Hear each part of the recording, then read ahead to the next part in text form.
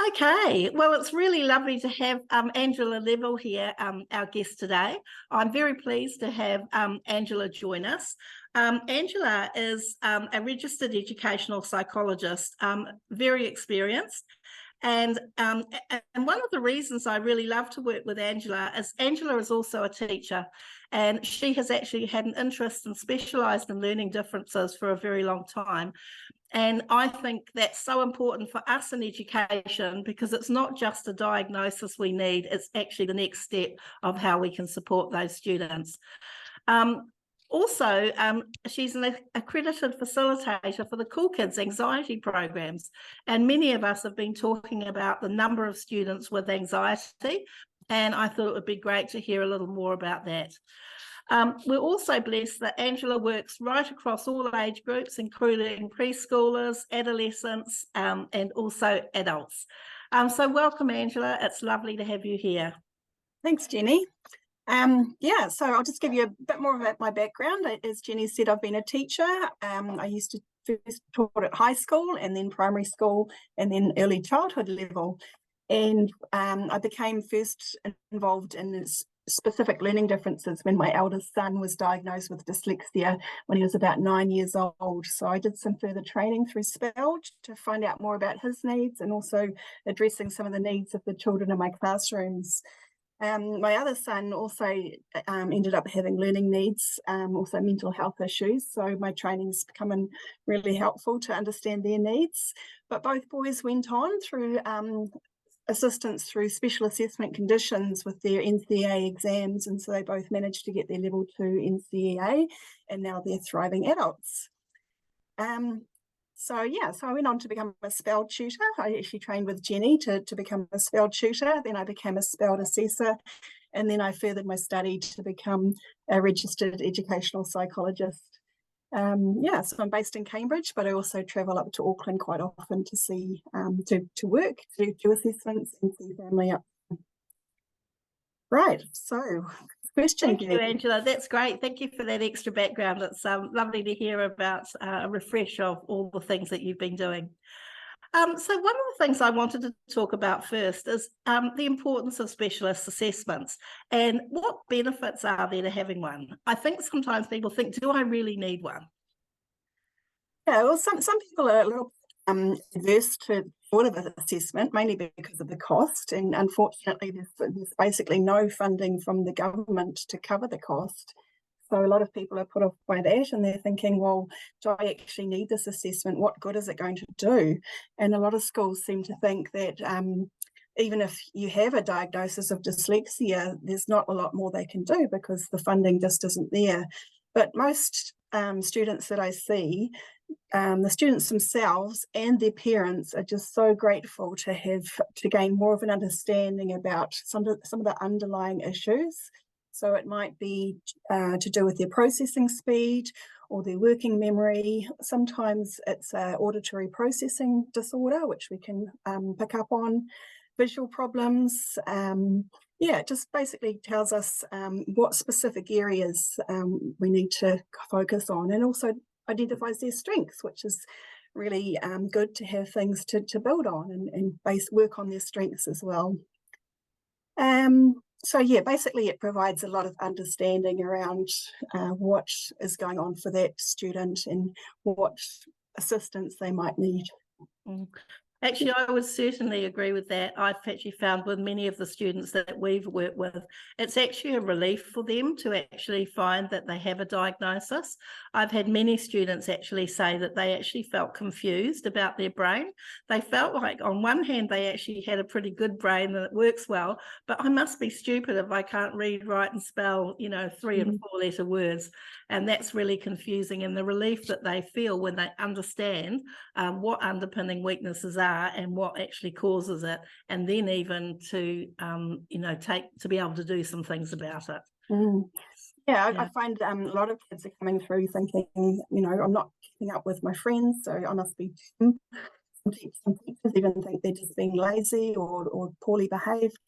So it can be really refreshing for the child and their parents to think, gosh, it's not just naughtiness or laziness, it's actually something to do with their brain being wired differently so that the dyslexic brain means that the pathway for learning about the sounds and words and things like that is just going through a different pathway. So they just learn differently. Yes, yeah. Yeah. So which students would you say really need an assessment? Often it can be picked up at an early age. So even preschoolers sometimes demonstrate dyslexic tendencies when they can't get their head around rhyming words. If their parents have got a history of dyslexia, then often it does run in families, and so that's often a really good indicator. The only thing is, though, while we do recommend early assessment, we can't actually make a diagnosis until they've had at least 6 months intervention. So that's why we usually work with students from 6 years and upwards. So they've had a chance to be at school, maybe have some extra tutoring. A lot of schools with structured literacy approaches have intervention set up from an early level.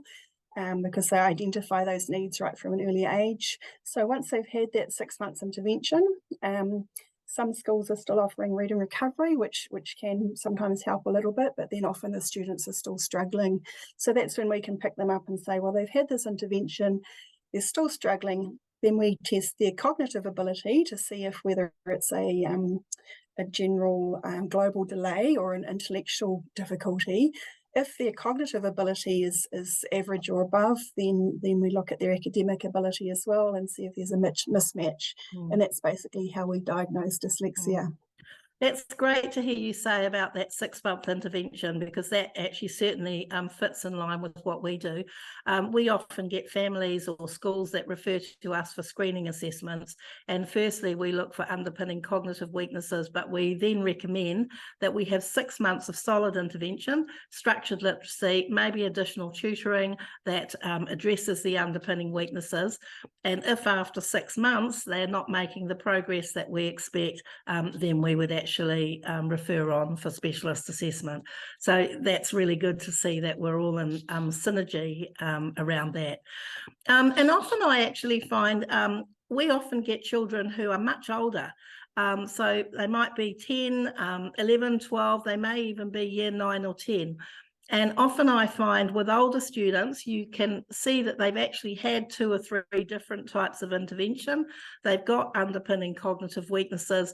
We don't delay another 6 months for those students. We actually recommend straight away, because for those students, we need to optimise their achievement for secondary, NCEA.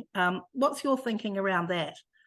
Yeah, definitely. We do see a lot of students that fall through the gaps, and they're still struggling up to intermediate level, even at high school. So if we can identify their difficulties later in age, sort of 10, 11, 12, yes, we can start getting them the intervention that they need. It does take them longer to catch up, unfortunately, which is why we recommend the early assessment and intervention. But we have seen a lot of students that do succeed by getting their tuition, even though it's a bit later on.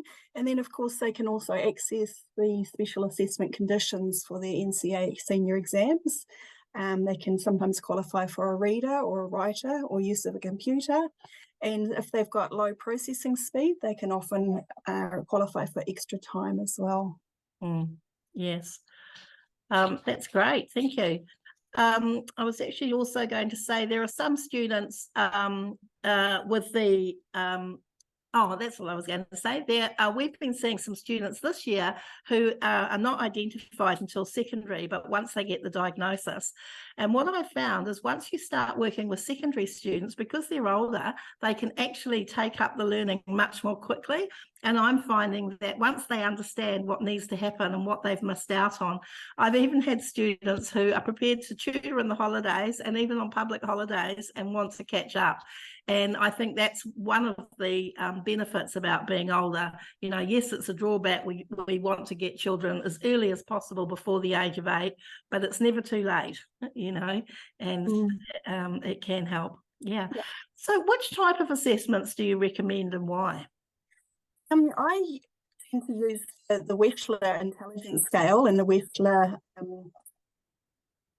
individual achievement mainly because it's easier to administer and more engaging for the student. I have it, it's iPad based, and so often students, anything on a screen, they're more engaged with, and so they just tap the answers rather than having to respond verbally or by writing. So that's my preference. It is a internationally recognised cognitive and educational assessment.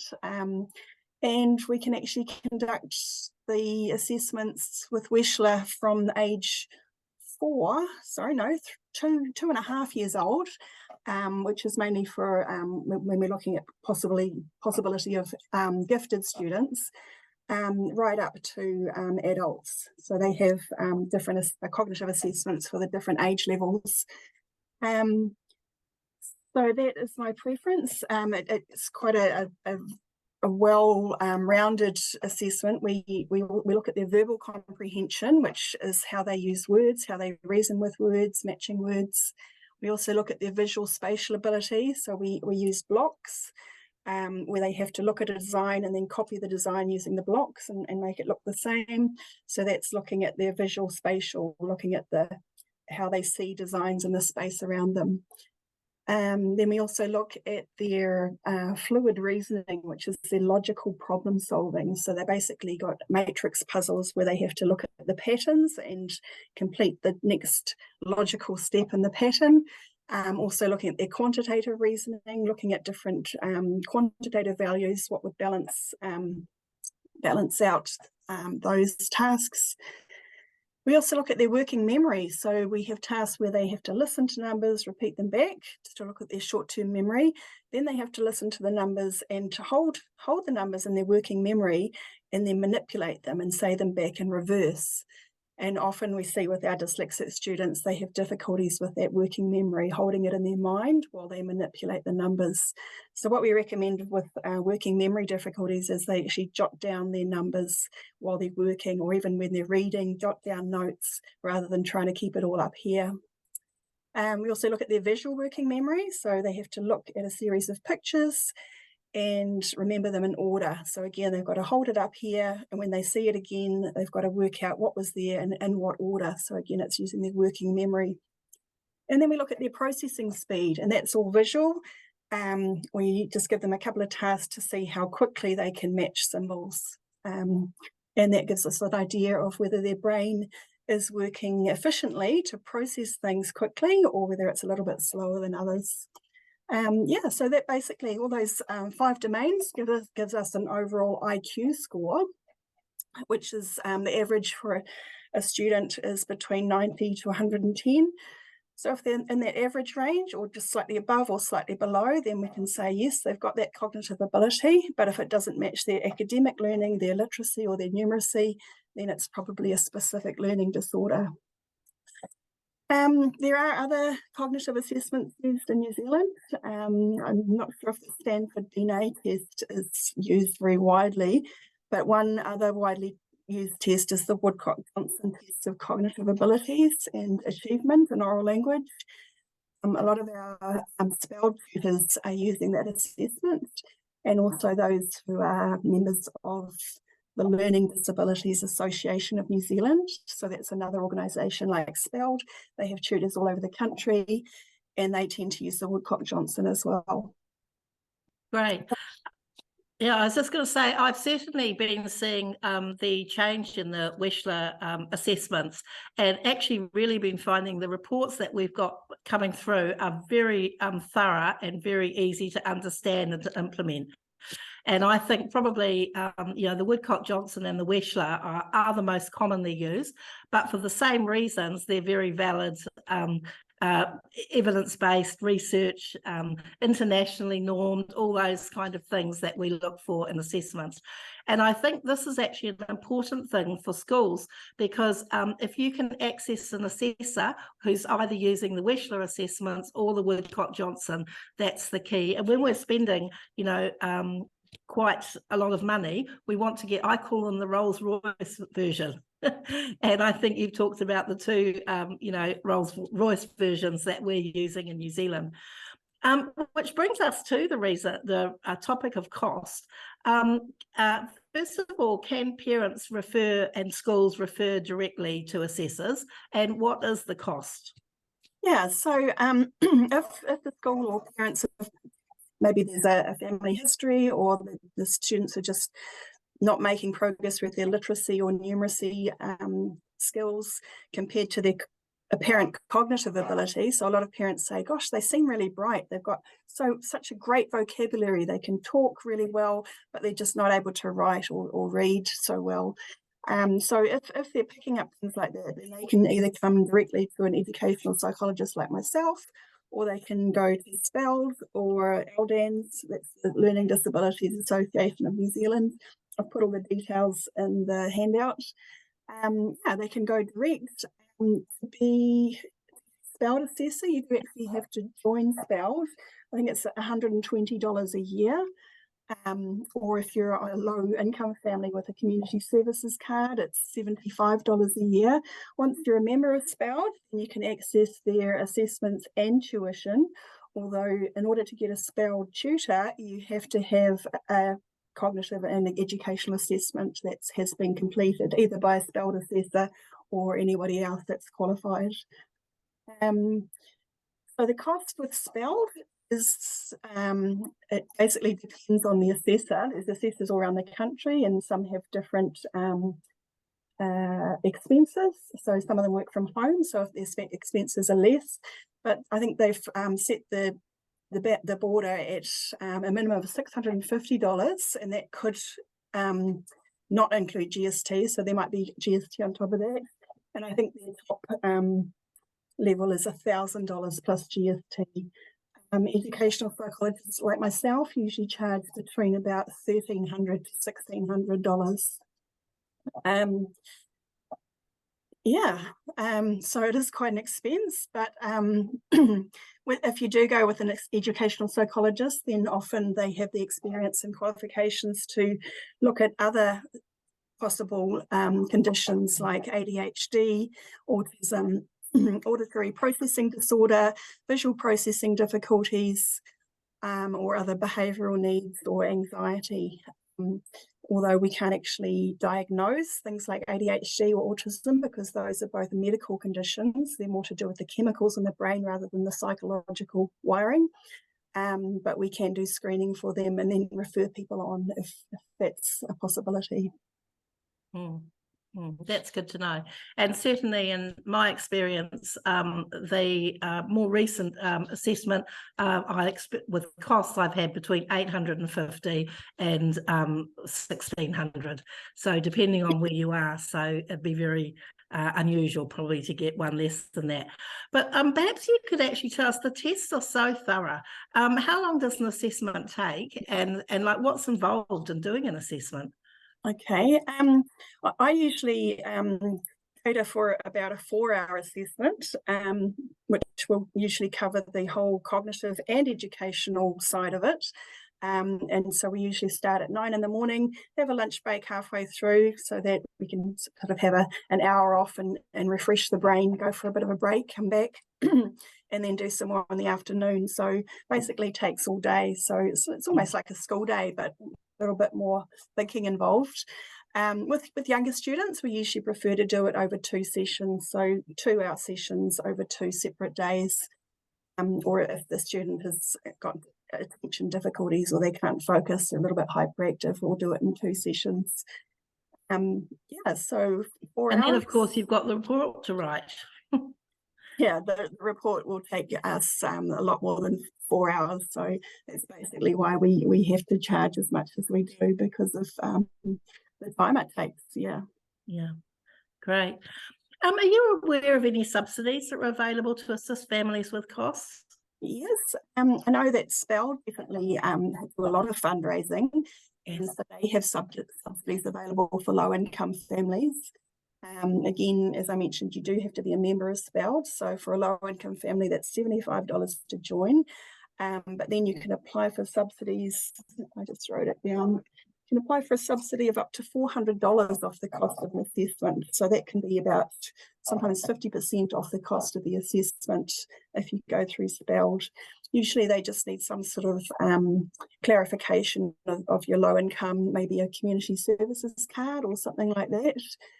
But yeah, they do an awesome job at fundraising to provide those subsidies for families that just can't afford it.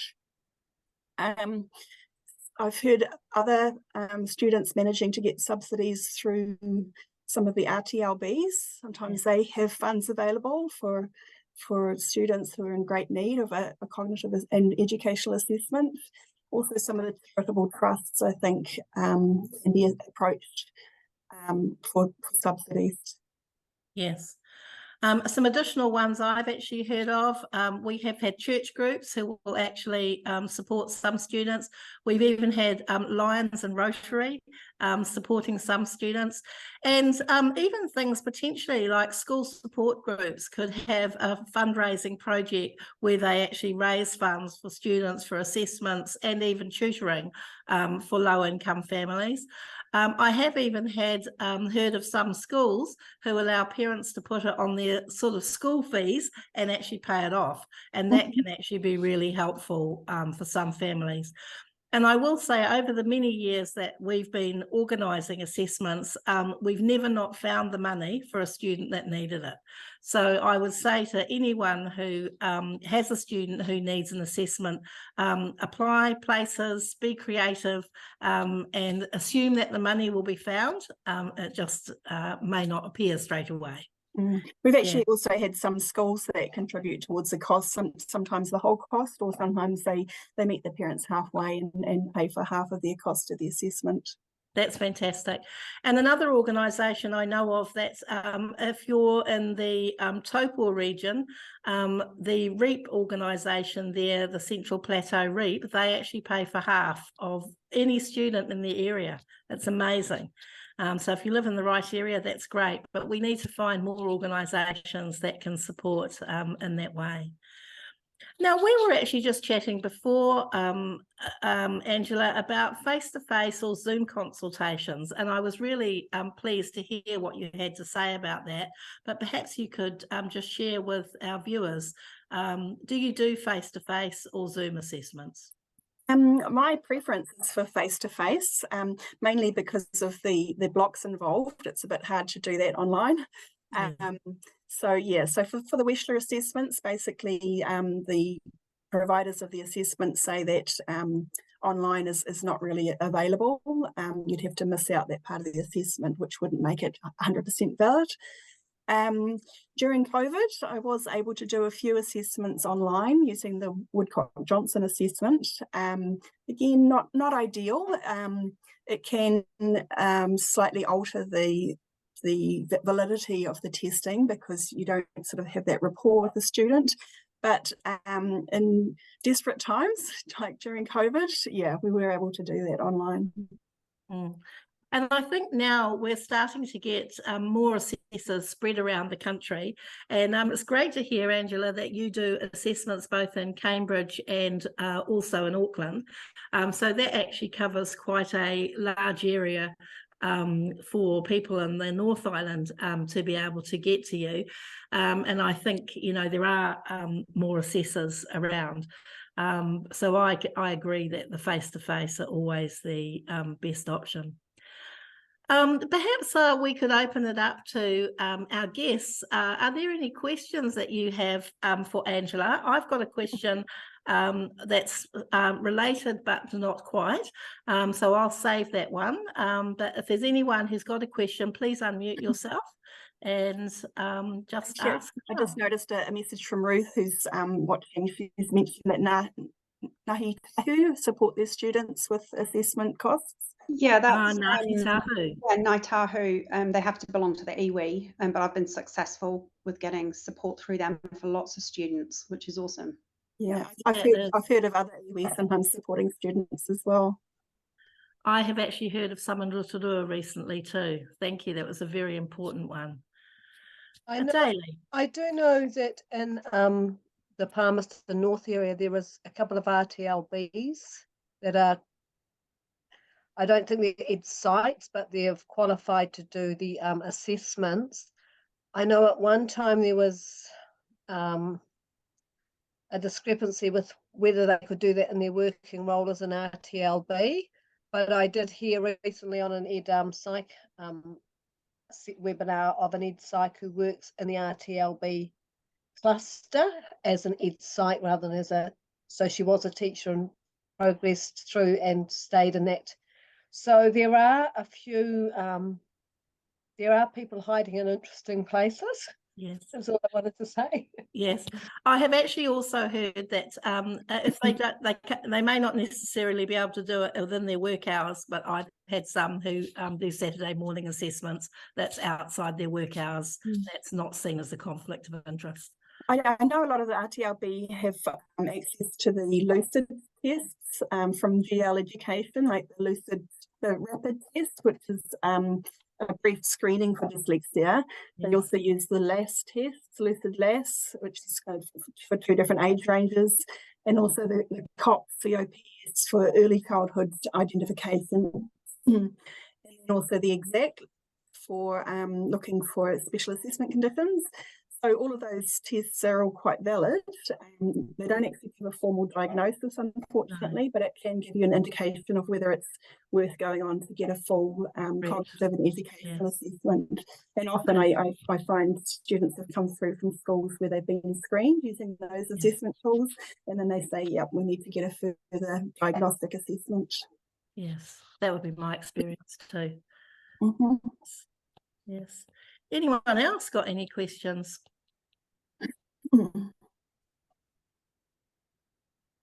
Okay, well, I'll jump in with mine. And if you think of something, just feel free to unmute yourself and ask. So I was actually particularly interested, Angela, you talked about that you are a facilitator, an accredited facilitator for the Cool Kids anxiety programs. I've been speaking to many teachers who are saying that there is such an increase in the numbers of students with anxiety. We know that children with neurodiversity of all types experience anxiety and stress that's related to neurodiversity, but there is so much more post-COVID. Can you tell us a little bit about the program that you facilitate and the benefits of it? Okay, so the Cool Kids program was designed through Macquarie University in Australia, and it's been deeply researched and really evidence-based to be proven to help students who suffer from anxiety. The course is designed for the students themselves, but also their parents to support them in managing their anxiety. It's based on a cognitive behavioural therapy program where they understand why anxiety happens, what's all behind it, physically and emotionally, and all what contributes to it. And then it gives them tools to manage it, and also it gives their parents tools to not over-manage it, so not sort of jumping in and being too overbearing on the kids. Also looks at anxiety in the parents themselves, because it can often trigger their children's anxiety. So it's a really highly recommended course. It is a little bit expensive because you'd work with me one-on-one for that training. There is another awesome program that I recommend, which is free. It's an online program through Triple P, the Positive Parenting Program. So I've put the link for that in the handout as well. And that's, as I say, it's freely available. You can do it online, so you can do it in your own time, at your own pace. There's another one there called the Incredible Years program, which is more to do with behaviour, a parenting or teacher program. It has got some evidence base behind it, but often some parents find that it's not quite working for them, and so they go on to do other things as well. Now, you mentioned with the Cool Kids one that it was actually made primarily for their students. What age group would you recommend? So basically there's 3 different levels. There's the Cool Little Kids, which is for preschoolers up to 5 or 6 years, and that is just for parents. So that's for them to work with their own children. So that's parent training. Then there's the Cool Kids, which is from about 6 to 13, I think. And that's for the children themselves to understand about their anxiety and the parents to work alongside them as well. And then we have the chilled, which is the cool kids for teenagers, and that's for the older children to work through the anxiety as well. So with that program, do they always work with a one-to-one provider in that program, or is there a component option to do that online too? With me, it's one-on-one. Sometimes we can get a group together, which makes it a bit more affordable. But yeah, at the moment, it's just one-on-one with me. There is a online version through Australia, which you can probably access through Macquarie University or through the Cool Kids program. It does say it's only for Australian parents, but I'm pretty sure you can get in through being a New Zealander. Yeah, and that's a lot more affordable. It's only about $200. Right, thank you. And what would you say the benefits are for the students that you've worked with? Basically just being aware that anxiety is normal, like it's a normal human reaction. In fact, all of us have anxiety. It's what we need to keep ourselves safe. And so understanding that everybody experiences anxiety, and it's normal to be worried about things because that's what keeps us safe out on crossing the road or being in groups. But when it does start to impact on our lives, then it can start to become difficult, and that's what we call an anxiety disorder. And so when it becomes to the level where it's impacting on our daily life or our learning, then we actually need to start doing something about managing it and understanding it more. So by understanding it more, identifying, what is real danger and what is perceived danger, and sort of weighing up the different levels of what is what we should be anxious about and what is not really so important. But then if we still are feeling that anxiety, just working through gradual basically retraining our brain as to how to deal with that, and it's just using small steps into changing our behavior and approaching what we perceive as a danger or a stressful situation, approaching it in small steps, gradually getting more and more until we're able to deal with the big things. Great. And I think it would probably be fair to say, and I'm sure there'd be no one here that would disagree with me, that over COVID, I think we saw the anxiety levels of everybody increase. And you had to be pretty hard pressed not to feel that, the uncertainty of what was happening, created those kind of problems. So it's not really surprising, is it, that we've actually got that increase in our children? And as I mentioned, with the adults' anxiety, it can very definitely rub off on their children, and their children start to think, what's going on here? Do I need to be worried about something as well? Yes. But so, yeah, we definitely see it a lot with our neurodiverse students who have got learning difficulties or behaviour difficulties. They perceive themselves as being different, and that can cause a lot of anxiety as well, especially when they don't understand why it's happening. As we mentioned before, some of them think they're dumb, their teachers think they're lazy or naughty. But when they do get their cognitive and educational assessment and it says that, no, you're not stupid, you're actually quite bright, but your brain is wired slightly differently. So that can alleviate a huge amount of their anxiety, just knowing that it's actually just part of who they are. I often explain it to kids when they say, why am I different? Why do I have to be different? I say, well, we're all different, and that's a good thing. I said, basically, I have to wear glasses because my eyes don't work so well. So, some students, their brain is wired differently, so they don't learn words and letters so well, and so they need extra help with that. So it's just a part of everybody. We're all different. And we've certainly more and more with the students that we've been working with, talking about a multimodal approach where we don't just look at the medical with the diagnosis, which may or may not involve medication, or we don't just look at the educational, there's a social, emotional and behavioural component to them all. And I've certainly found that unless we address all of those things together, we don't get the outcomes that we want. It's not enough just to look at medical and education. And it's so great to hear you having that component, as an educational psychologist as well.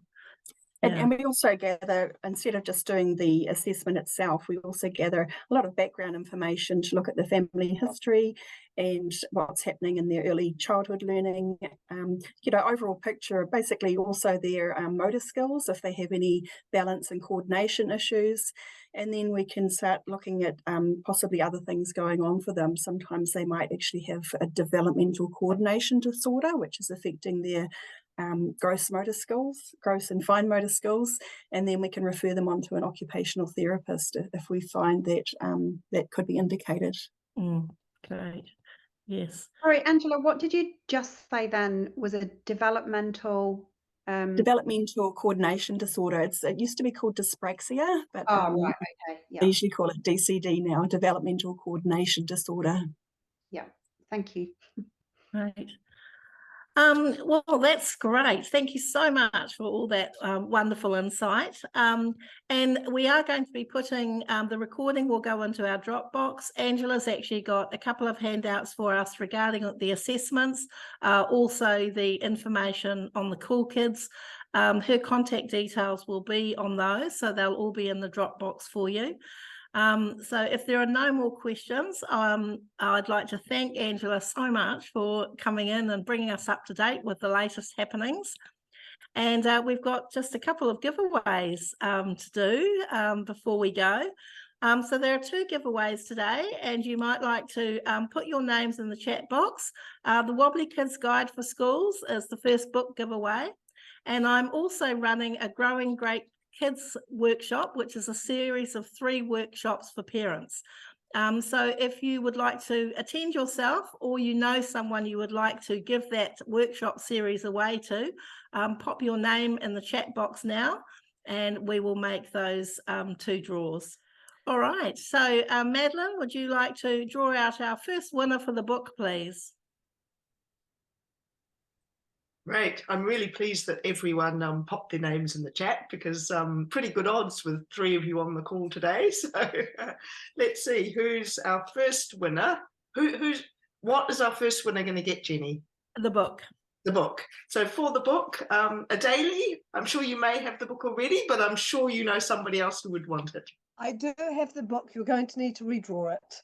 Okay. All right. Well, let's redraw it. I don't think the other 2 have got the book.